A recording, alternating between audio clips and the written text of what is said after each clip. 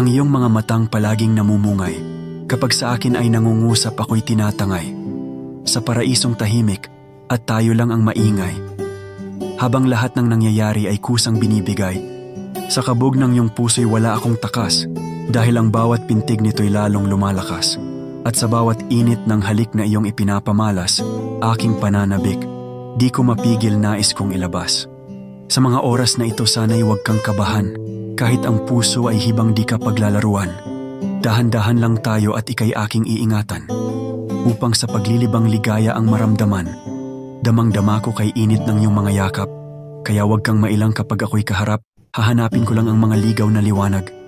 Habang pareho tayong nakahiga sa mga ulap, sa kakaibang kiliting ang tawag ay bulalakaw. Patuloy na dumadaloy, hindi na natin mapigilan. Kaya sa dilim kung saan walang sinag ng araw, ay magsasanib ang ating mga kaloob-looban. Ngayon ang hiling mong simpleng kasiyahan, ang iyong pinaka-inaasam na ligayang hiram, nang dahil sa pagmamahalan ang dahilan, nangyayari na nang tayo lang ang may alam. Ang rason kaya't puso ay mas lalong nag-aalab, pagkat damdamin ko'y nagbabaga at nagliliyab. Dahil sabik na akong sisirin ang kailalim-laliman sa nakakaakit na tila maladagat mong katawan.